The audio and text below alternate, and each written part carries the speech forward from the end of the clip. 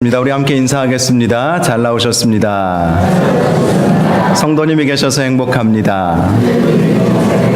사랑하고 축복합니다. 네, 한 번 더 인사할까요? 새해 복 많이 받으십시오. 네, 민족 명절인 설을 맞이하여서 많은 분들이 고향으로 또 오고 가고 할 텐데요. 주님의 은혜로 안전 지켜주시기를 바랍니다. 오늘 말씀의 제목은 부모 공경은 약속이 있는 첫 계명입니다 라는 제목입니다. 우리말에 내리사랑이라는 말이 있습니다. 내리사랑이라는 말은 자연스러운 사랑을 의미하는 것입니다. 하지 말라고 해서 안 하고 하라고 해서 하는 사랑이 아니라는 것입니다. 자기 자식에 대한 사랑이 바로 그러한 사랑이죠.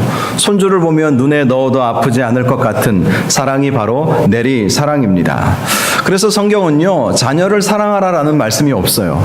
오히려 자녀를 초달로 다스리고 주의 말씀과 훈계로 양육하고 또 자녀에게 순종을 가르치라, 이런 말씀은 성경에 나와 있지만 자녀를 사랑하라 말하지 않아도 잘하고 계시기 때문인 것입니다. 그런데 부모님에 대한 사랑은 명령으로 하셨음을 우리가 기억을 해야 합니다. 그것은 부모 사랑에 대해서는 내리 사랑과 같이 자연스럽게 이루어지지 않기 때문인 것입니다. 왜 그런지 아십니까? 왠지 모르지만 우리에게는 이 죄성이 있어요. 이 부모 세대에 대한 죄성, 이 죄가 흘러내려오지 않았습니까? 아담과 하와로부터 흘러내려오는 그 죄성 때문이 아닌가, 이런 생각도 해봅니다. 아담과 하와가 범죄하여서 그 죄가 후대로부터 쭉 내려오다 보니까 왠지 이 사랑은 이 내리사랑으로 사랑은 되는데 위로 부모님을 자연스럽게 자식 사랑하는 것만큼 그렇게 사랑이 되지 않고 있는 것이 우리의 죄된 모습이라는 것입니다.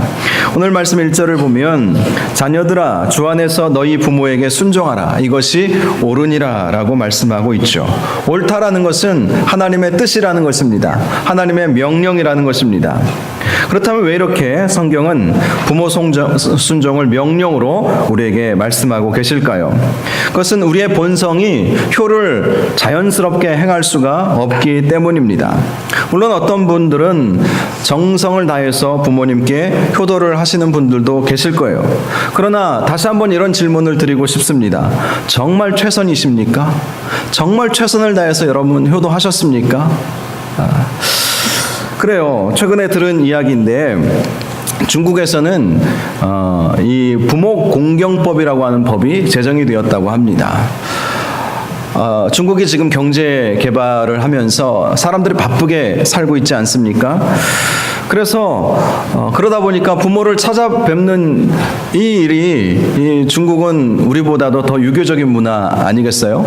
그런데 이 부모를 찾아뵙지 않는 것이에요. 그래서 나라에서 아예 부모 공경법 해가지고 법으로 정해 놓은 거예요. 일정 기간 동안에 부모를 찾아뵙지 아니하면 벌금을 매깁니다. 그래서 어떤 부모가 자기 자식을 고소를 했답니다. 안 찾아온다는 거예요. 웃지 못할 일이 벌어지고 있어요. 그러다 보니까 이런 대행업이 성행을 하는데요, 자식 대신 선물 들고 용돈 들고 찾아뵙게 하는 이 부모 자식 대행업이 성행을 하고 있대요. 우리가 생각해보면 참 어처구니 없는 그러한 일이겠지만 이런 현실이 우리의 현실이고 점점 우리가 그렇게 가고 있다는 것입니다. 그래서 성경은 우리에게 주 안에서 너희 부모에게 순종하라 라고 말씀하고 있습니다. 특별히 주 안에서 하라, 이 말씀을 우리가 주목해 볼 필요가 있습니다. 주 안에서 하라라는 의미는 많은 의미를 담고 있는데요, 먼저는 예수님의 사랑 안에서 부모에게 순종하라는 것입니다. 우리가 예수님께 얼마나 많은 사랑을 받았습니까? 그 사랑을 받았으니 너희가 주 안에서 부모를 사랑하고 부모에게 순종해야 한다는 것입니다. 예수님께서 우리를 사랑해 주신 사랑은 무조건적 사랑 아니었겠습니까? 부모님도 우리 자식을 향해서 무조건적으로 사랑해 주었습니다. 바로 그러한 무조건적인 사랑을 받았으므로 우리가 부모를 사랑하고 순종해야 한다. 부모에게 순종하는 것은 바로 무조건적인 순종이어야 한다는 것을 주 안에서 하라라고 말씀해 주고 있습니다. 나 같은 죄인 살리신 주님의 은혜를 깨달을 때 우리가 누구를 사랑하지 못하겠습니까? 하나님께서 나를 사랑해 주셨는데요. 에베소서 6장 7절에 보면 이런 말씀이 있어요. 기쁜 마음으로 섬기기를 주께 하듯 하고 사람들에게 하듯 하지 말라. 어떤 사람이든지 주께 하듯 하라. 주님을 섬기듯 섬기라고 말씀하고 있습니다. 누구든지 어린아이라도 동네에 다른 사람들이라도 우리 성도들을 주께 하듯 그렇게 섬기라는 거예요. 그런데 하물며 부모님이겠습니까? 주님을 섬기듯이 주 안에서 순종하고 주님께서 나에게 베풀어 주신 사랑이 너무나도 크기 때문에 무조건적인 사랑을 받았기 때문에 우리도 무조건적인 순종이 있어야 한다. 이것이 바로 주 안에서 순종하라라는 의미인 것입니다. 또 다음 의미는요, 주 안에서 순종하라는 것은 부모의 연약함을 위해서 기도하면서 순종하라는 의미를 가지고 있어요. 부모는 연약해요. 우리가 왜 부모를 위해서 기도해야 되겠습니까? 우리의 부모님 역시 사람이기 때문에 연약함이 많기 때문에 우리가 기도하면서 순종해야 한다는 것입니다. 우리는 부모님에게 사랑도 많이 받고 은혜도 많이 받았지만 상처도 많이 받았어요. 우리가 겉으로 어떤 상처를 받았다라고 구체적으로 말하기는 어려워도 대부분 어렸을 때 부모에게 받은 상처가 나의 이 인격으로 형성되어 있는 경우가 많이 있습니다. 심리학자들이 주로 그런 이야기를 하지 않습니까? 왜 우리가 상처를 받을까요? 부모님은 왜 우리에게 상처를 주실까요? 그것은 부모가 완벽하지 않기 때문입니다. 이 세상에 완벽한 사람 없고 완벽한 부모가 세상에 어디 있겠어요? 특별히 사람에게 상처로 남게 되는 것은 어렸을 때 받은 상처라고 해요. 어른이 되어서 받은 상처는 그것을 극복해낼 수 있는 힘이 나에게 있습니다. 세상 살아보니까 그럴 수도 있지 뭐 하면서 그냥 대수롭지 않게 웃고 넘어가 버리는 거예요. 그런데 어렸을 때 받은 상처는 그것을 스스로 치유할 힘이 아이에게는 없단 말이에요. 그런데 어렸을 때 누구하고 제일 많이 시간을 보냅니까? 부모님과 시간을 제일 많이 보내지 않겠습니까?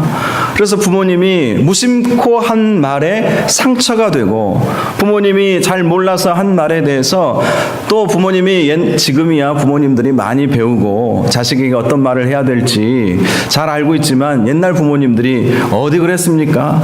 막 화가 나시고 하면 저희 할머니도 가끔 저희 어머니 이모들 이렇게 돌아가셨지만 옛날 기억이 나요.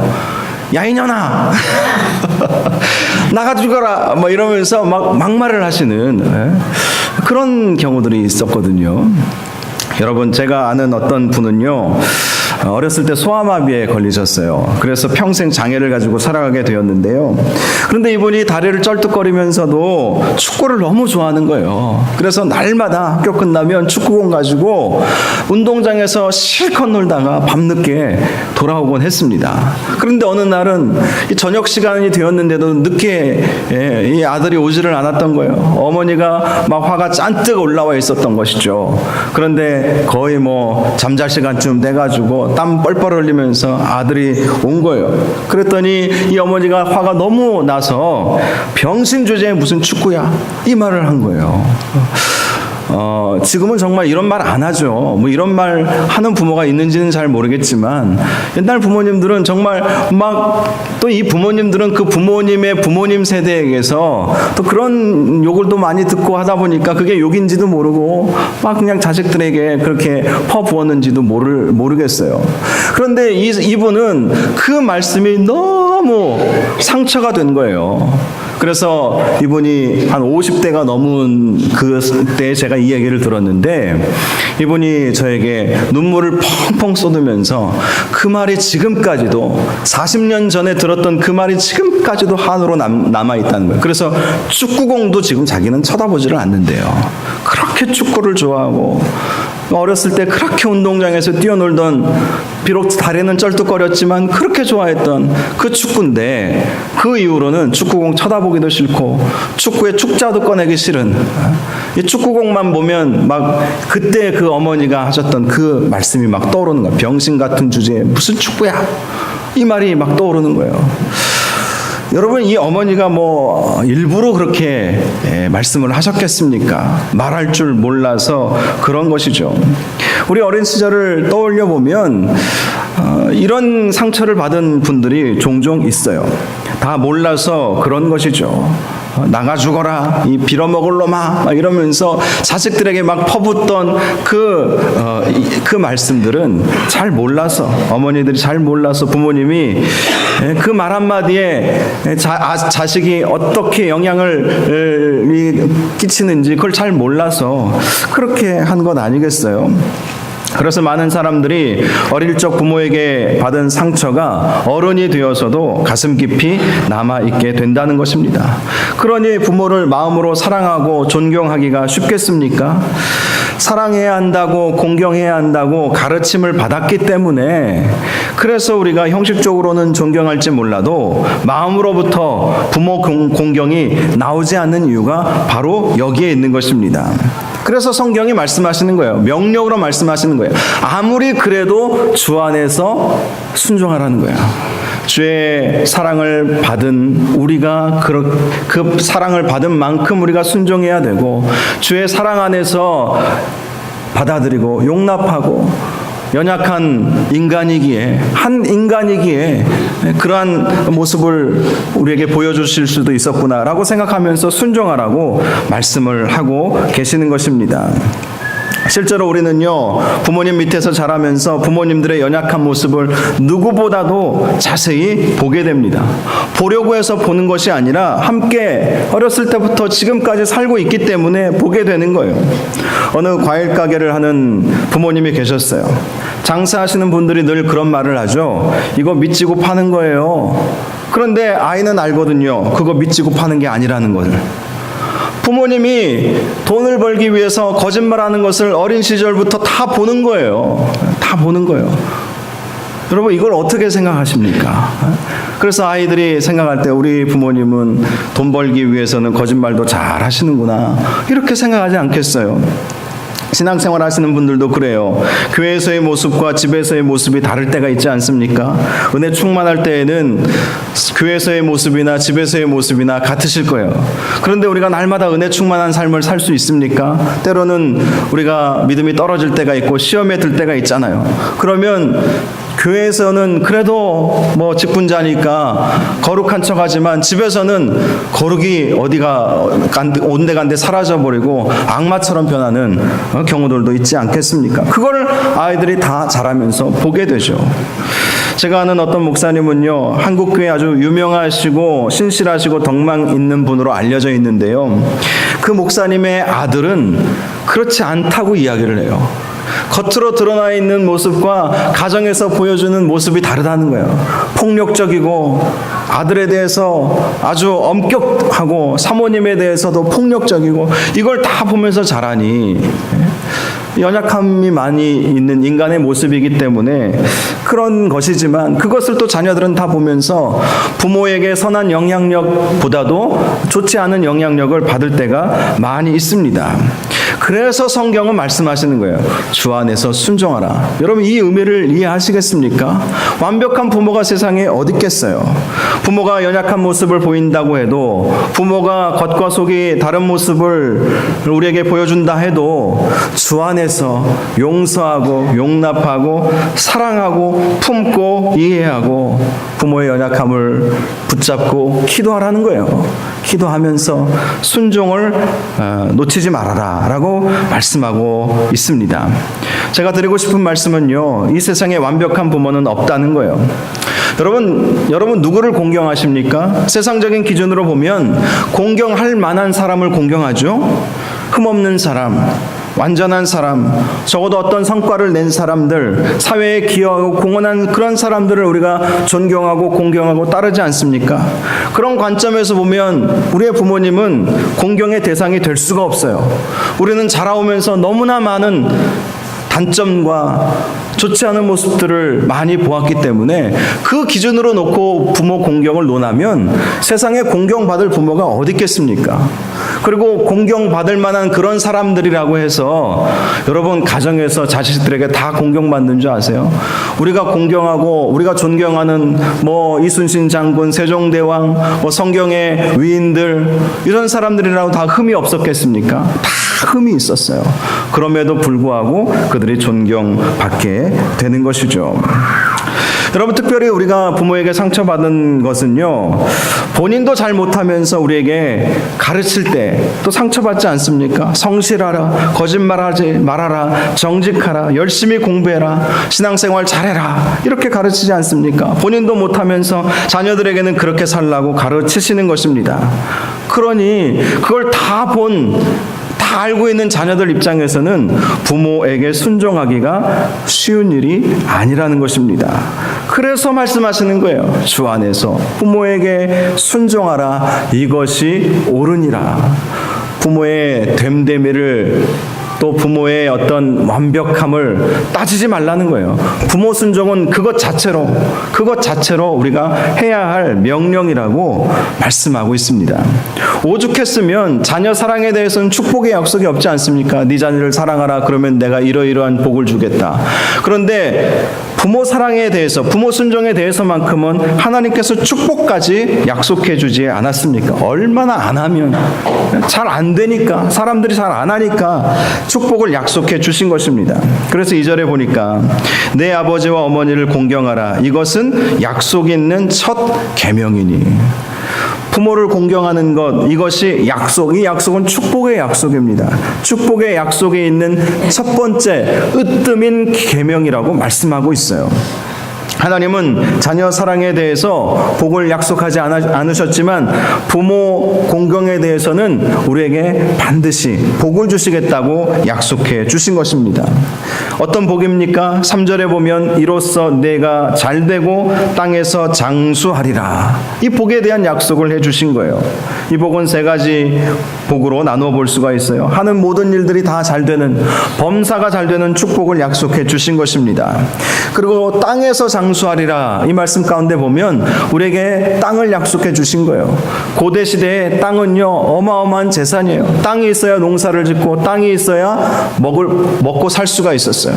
땅을 하나님이 약속해 주신 거예요. 그리고 3번째는 장수의 축복을 약속해 주신 것입니다.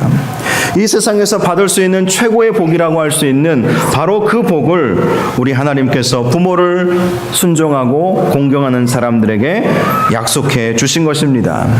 그래서 어떤 분이 이런 말씀을 하더라고요. 자식에게 하는 것의 10분의 1만이라도 부모에게 할 수 있다면 그 사람은 정말 복 있는 삶을 살게 될 것이다 라고 말입니다. 성경은 부모가 공경받을 만해서 공경하라고 말씀하신 것은 결코 아닙니다. 부모님이시기에 나를 낳아주셨기 때문에, 완벽하지는 않지만 나를 위해 살아주셨기 때문에, 나를 길러주시고 돌봐주셨기 때문에 사랑하라 라고 말씀하시는 거예요. 그러므로 그렇게 말씀대로 우리가 부모를 공경하지 않으면 복의 문이 닫혀버리게 된다는 것입니다. 다시 말씀드리지만 부모가 완벽해서 순종하라고 공경하라고 말씀하시는 것이 아닙니다. 부족하고 연약한 것이 너무나도 많았어요. 우리가 부모의 연약한 모습을 어렸을 때부터 너무나도 많이 보아왔어요. 부모님이 잘 몰라서 우리에게 말 한마디 실수해서 그 상처를 우리가 깊이 갖고 있기 때문에 자연스럽게 부모에게 순종하지 못할 때도 많이 있을지 모르겠습니다. 그러나 여러분, 의도적으로 자식들에게 상처를 주는 부모가 어디 있겠습니까? 내리사랑이라는데 의도적으로 그렇게 하는 부모가 세상에 어디 있겠어요? 다 연약해서 그런 거예요. 사람이라 그런 것입니다. 누구나 죄성이 있어요. 그래서 그런 거예요. 그런데 이런 생각을 한번 해보시기 바랍니다. 여러분이 부모님에게 드린 상처는 없습니까? 모르긴 해도 여러분이 받은 상처보다 부모님은 여러분에게 더 상처를 받으셨을 수도 있어요. 그런데 말을 안 할 뿐이시죠. 이런 말이 있어요. 자녀는 부모의 작은 상처도 크게 느끼지만 부모는 자녀에게 받은 큰 상처도 작게 여긴다. 바로 그것이 부모의 마음이에요. 자녀는 부모에게 받은 상처를 기억도 잘합니다. 섭섭하게 한 것은 끝까지 기억합니다. 아마 죽을 때까지 기억할지도 모르겠어요. 그러나 부모는 자녀에게 받은 상처를 쉽게도 잊어버립니다. 언제 그랬냐고 생각해 버립니다. 아예 몰라요. 부모가 부모에게 그렇게 큰 상처를 주었는데도 부모는 몰라요. 잊어버리고 있어요. 그것이 바로 부모와 자녀의 차이라는 것이죠. 그런데 자녀들은 그것을 잘 모르는 것입니다. 그것이 우리의 죄성인 것입니다. 그래서 하나님은 부모를 주 안에서 순종하라, 부모를 공경하라 라고 말씀하고 계신 것입니다. 축복을 약속해 주신 것입니다. 사랑하는 여러분, 주 안에서 부모님에게 순종하시기를 바랍니다. 그것이 옳은 일이에요. 부모를 공경하시기 바랍니다. 부족한 면이 보여도 공경하시기 바랍니다. 그러면 하나님께서 반드시 복을 허락하여 주실 것입니다. 여러분, 우리가 복을 받으려면 복을 받을 삶을 살아야 돼요. 그것이 성경에서 늘 우리에게 말씀해주고 있는 것 아니겠습니까? 부모 공경을 통해서 하나님은 분명히 복을 약속해 주셨어요. 부모를 공경할 때 하나님께서 잘 되게 하시고 땅에서 장수하는 축복을 주신다고 분명히 약속을 해 주셨습니다. 여러분의 부모가 완벽해서 공경하고 순종하라는 것 아니에요. 그럼에도 불구하고 하나님께서는 순종을, 공경을 명령하셨기 때문에 우리가 부모의 연약함을 보고 공경의 대상인지 아닌지 판단하지 말라는 거예요. 여러분, 무조건적으로 부모를 순종하시고 공경하시기를 바랍니다. 그럴 때 하나님께서 우리에게 놀라운 은혜와 축복을 주신다는 거예요. 어떤 분들은 이런 이야기를 하실 거예요. 지금 부모님이 나는 다 돌아가시고 안 계신데 어떡하겠습니까? 여러분, 우리에게는 육신의 부모만 있는 것이 아니죠. 집안의 어른들도 계시고 교회의 어른들도 계시고 영적인 부모들도 있습니다. 예수님도 육신의 아버지인 요셉을 따르고 순종했죠. 요셉이요, 예수님의 진짜 아버지셨나요? 아니죠. 길러준 아버지였죠. 낳아준 아버지는 아니었죠. 어머니는 마리아였지만 성령으로 잉태되셨기 때문에 요셉은 진짜 아버지는 아니었어요. 그러나 예수님은 아버지에게 순종하셨죠. 성경에 보면 다윗과 사울의 이야기를 여러분 잘 아실 거예요. 다윗은 사울을 아버지로 따랐어요. 사울은 다윗을 아들로 여겼어요. 그런데 이 사울에게 이 교만의 영, 질투의 영이 막 들어온 거예요. 사탄이 들어온 거예요. 그래서 아들과 같이 생각했던 다윗을 죽이려고 막 혈안이 되어서 막 찾아다닙니다. 그런데 다윗이 어떻게 했습니까? 우리가 기본적으로 생각할 것 같으면 기회가 되면 다윗이 사울을 만나면 죽여야 되지 않겠어요? 그런데 성경을 보세요. 2번이나 결정적인 기회가 있죠. 그런데 자기 손으로 아버지와 같은 사울을 죽이지 않았어요. 사울은 자기를 죽이려고 그렇게 쫓아다녔지만 다윗은 사울을 결코 죽이지 않았습니다. 그것이 하나님의 뜻이 아니라고 믿었기 때문인 것이죠. 여러분, 그래서 우리가 어른들에게, 부모님에게, 어른들에게 순종하고 또 그들을 섬기고 따를 때 하나님은 축복을 약속해 주시는 것입니다. 특별히 어른 세대는요, 자녀 세대를 축복할 권세를 가지고 있어요. 그래서 잘 되시려면 어른들을 공경하셔야 돼요. 어른들이 보면서, 여러분 부모뿐만 아니라 어른들이 보면서 여러분을 축복하면 그 축복이 그대로 이루어지게 되어 있습니다.